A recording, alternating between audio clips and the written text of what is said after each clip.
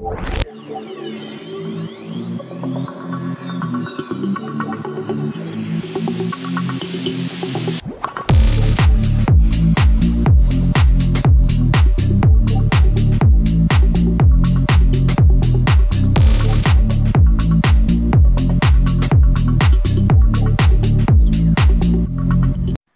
guys, welcome back to our YouTube channel. So for today's updates guys, it's magbibigay po tayo guys ng ating reaction tungkol po guys sa last video natin na kung saan ay sinabi ko po na pupunta na ba si Edward or babalik na ba si Edward sa Germany for good.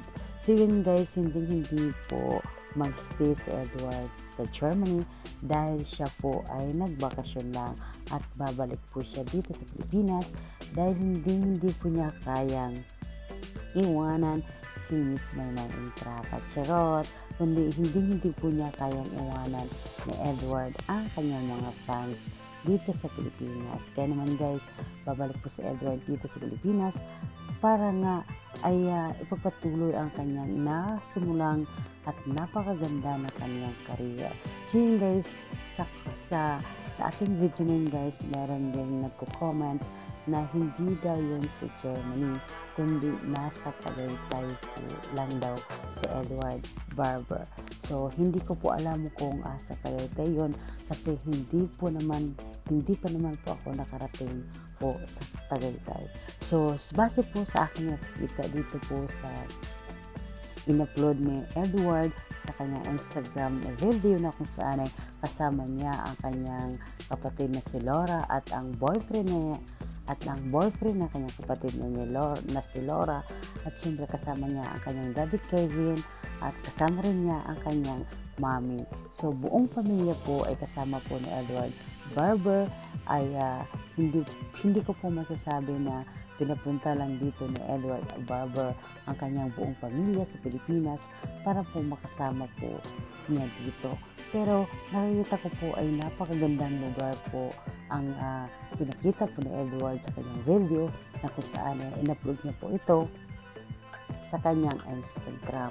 So yan guys, ayun po sa marami nagko-comment po na hindi po mag-stay ng for good si Edward sa Germany. Siyempre guys, babalik po dito si Edward Barber kasi mahal na mahal po ni Edward ang kanyang mga fans. At siyempre guys, marami pong kaibigan dito si Edward sa Pilipinas at meron po siyang kamag-anak side po ng kanyang mommy. Kaya naman posibleng hindi po babalik dito sa Pilipinas si Edward para po sa kanyang minamahal na taga-suporta.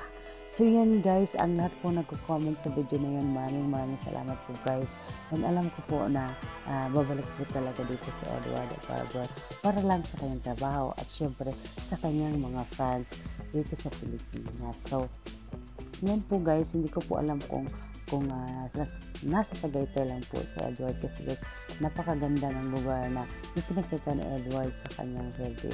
So, di ko na sinasabi na hindi maganda ang Tagaytay kasi hindi ko lang talaga ako nakarating ng Tagaytay. So, ayun po sa mga kwento-kwento, it's maganda daw ang lugar ng Tagaytay at malamig to doon. So, yun guys, yan lang po guys sa aking reaction tungkol po sa video po na aking in-upload noong isang araw na mag-stay ba si Edward Barber sa Germany. So yun guys, aking updates at meron po kayong comments, reaction at opinion sa video yung napanood. Mag-comment na po kayo sa baba ng ating video na ito, pero bawal na bawal po mag-comment ng bashing. So yun lang guys, dahil magagalit po ang mga Mayward fans. So yun lang po guys ang aking updates at maraming salamat po sa inyong lahat at huwag niyong kalimutan guys mag-subscribe to our YouTube channel. Thank you so much for watching. Bye-bye!